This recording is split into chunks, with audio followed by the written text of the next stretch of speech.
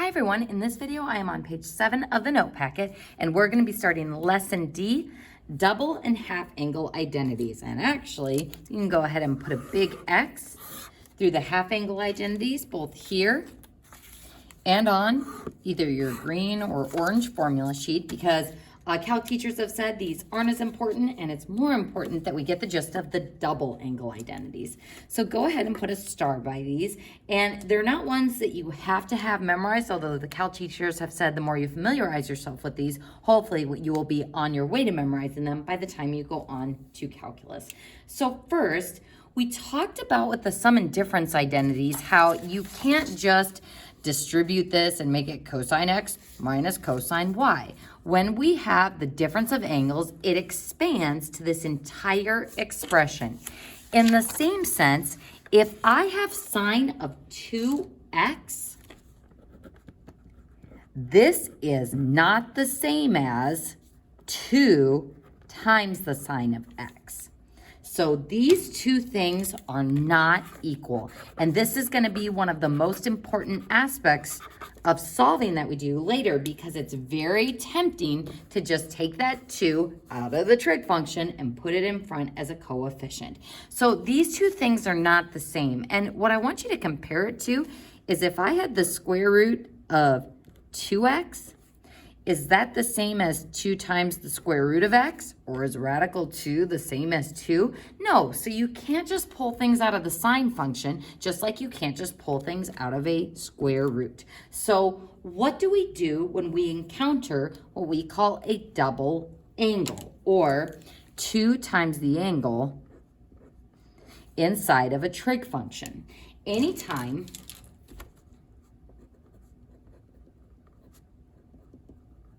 you have a double angle, replace with the right side, which are the double angle identities. So folks, anytime we encounter a double angle setup like this, we are immediately going to replace it with the expressions on the right side. Now, what I want you to notice is we have the double angle sine identity, and then we have 3 different variations of the cosine double angle identity. Tangent double angle, that one's a little bit nastier, but there is only one. So when we encounter cosine of a double angle, or the double angle cosine identity, we get to choose which variation we use based on the given info.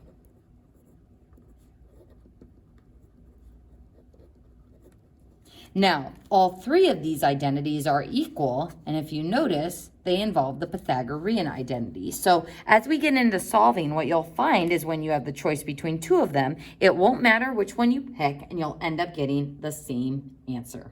All right, folks, so we're going to go ahead and jump down into example 1, and this is going to go a little bit into some of the stuff we did in unit 8 with quadrants and using trig functions to figure out angle location, and it's also going to involve our double angle identity. All right, folks, so we're going to start with our given information, which is cosine of theta is radical 5 over 5. So this is cosine of theta, radical 5 over 5. It's our given info. And cosine is adjacent over hypotenuse. And since cosine is positive, a positive cosine means we'll have, positive cosine of theta, not cosine of x. Positive cosine means we will have a positive x value. And we are also told that theta is between 0 degrees and 90 degrees. So this tells us that the angle is in quadrant 1. And we want to find the exact value of each function. So we're given some information about an angle, and then we want to find sine of double that angle. So folks, as soon as we see that 2 theta, or the double angle, in a trig function, we are immediately going to replace it with the right side of the sine double angle identity. So let's go ahead and find sine of 2 theta, which is this one, and we're going to replace it with 2 sine of just theta, not double theta, cosine of theta.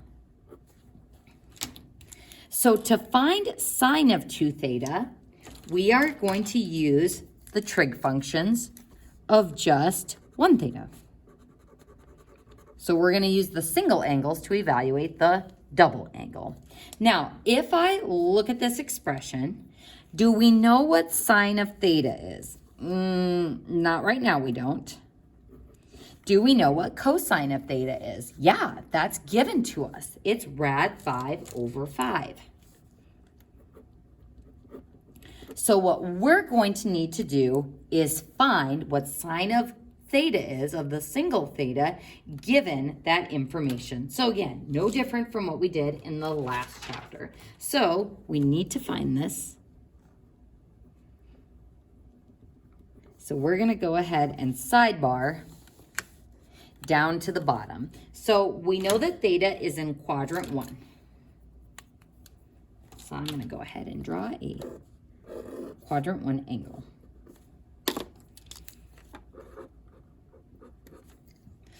We know that cosine is rad 5 over 5, so the adjacent side is going to be my x value, or rad 5. So this will be a positive x value. This will be a positive y value. This will be the adjacent side, which is equal to rad 5. And my hypotenuse side, will be 5.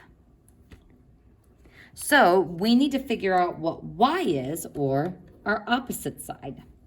So how do we find y? We're going to use the good old Pythagorean theorem. So x squared plus y squared equals r squared, or h squared. So our x is rad 5.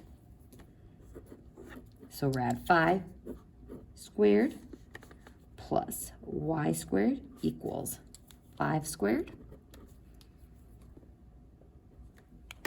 So rad 5 squared will give me 5 plus y squared equals 25. So y squared equals 20, square root. And y equals not plus or minus, because y is in quadrant 1, we know that y is going to be positive. So we're not going to include the plus or minus. It's automatically going to be plus because it's in quadrant 1. And rad 20, we're going to simplify to be 2 rad 5. So there's my y value. So we needed this y value in order to figure out what sine of that original single angle is. So sine of theta, which is what we wanted to find, is going to be opposite over hypotenuse. So our opposite side is 2 rad 5, and our hypotenuse side is 5. So opposite over hypotenuse. So now that we know what sine of theta is, we can use that to find out what sine of the double angle is, or sine of 2 times theta. So this is going to be equal to 2 times 2 rad 5 over 5 times the cosine of theta, which was rad 5 over 5.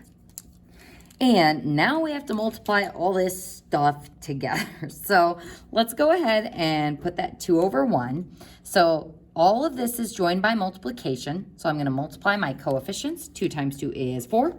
Rad 5 times rad 5 is 5. And then on the bottom, multiplying straight across, we get 25. So this gives me 20 over 25 for this. So sine of 2 theta is 4 this.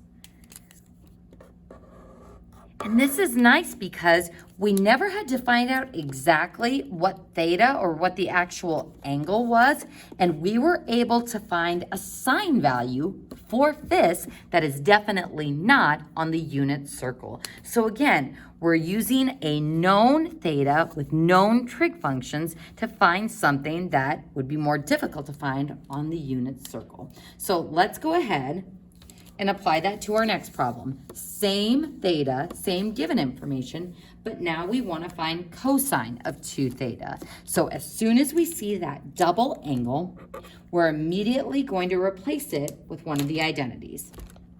So cosine of 2 theta, this is the one where I have 3 different variations to choose from. Now, I know what sine of theta and cosine of theta are, so it would be easy for me to plug those in, square them and subtract them in the first variation. We know what sine theta is, so I could easily plug that in and evaluate it in the second one. But the third one is the best one, and we're going to write this down so you remember why. We are going to choose the third variation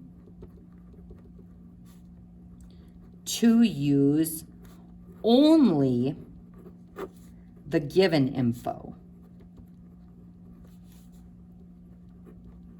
which was that cosine of theta equals rad 5 over 5, not the found info, which was sine of theta equals 2 rad 5 over 5.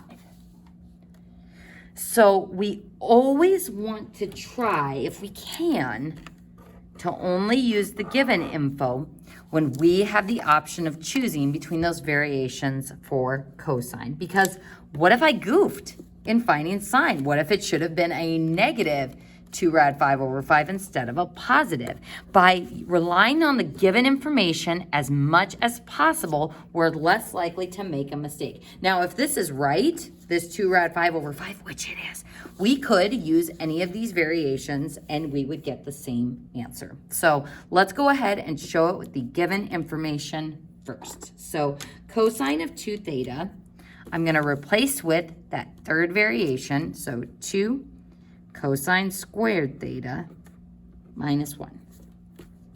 And now I'm going to replace in my known values about theta to find the trig functions of double that theta. So 2 times, what's cosine of theta? Rad 5 over 5. And since it's cosine squared, we're going to square that value. And then subtract 1. Now, folks, when we go to simplify this, it's very, very, very, very important that we follow good old PEMDAS coming back to haunt us.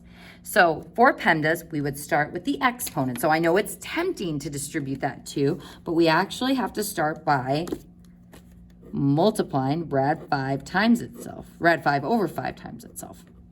So squaring it. And sometimes I like to expand it out just to explicitly show what's going on there. So 2 times rad 5 times rad 5 is 5. Oop, and that should be a 5 on the bottom. Oof. Careful. And then 5 times 5 is 25. Then minus 1. So doing this all without my calculator, because again, this would be the expectations if you were taking the written test. 2 times 5 is 10 over 25. So 2 over 1 times 5 over 25, then minus 1. To put 1 in terms of 25, this would be 25 over 25. So subtracting the tops, 10 minus 25 would be negative 15 over 25. And that simplifies to be negative 3/5. So cosine of 2 theta is equal to negative 3/5.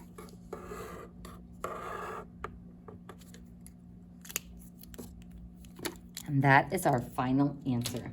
Now, let's just say that we trusted our found information and we wanted to use the first variation. Here, I'll go ahead and put this one up here. So the first variation, see if I can squeeze this all on here, would be this one. So if I take cosine squared, which was rad 5 divided by 5 squared, and I subtract sine squared, that would be minus 2 square root of 5 divided by 5 squared.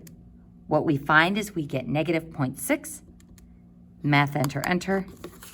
Negative 3/5, the same thing that we found. Now, folks, I don't want you to rely on your calculator for this part. I want you to show all of these steps by hand, because all of this radical manipulation and fraction manipulation, this is so very important for those of you going on to calculus. So you can lean on your calculator to check, but I am going to be looking for all of this work on your homework and on your test. And that concludes page 7 of the notes.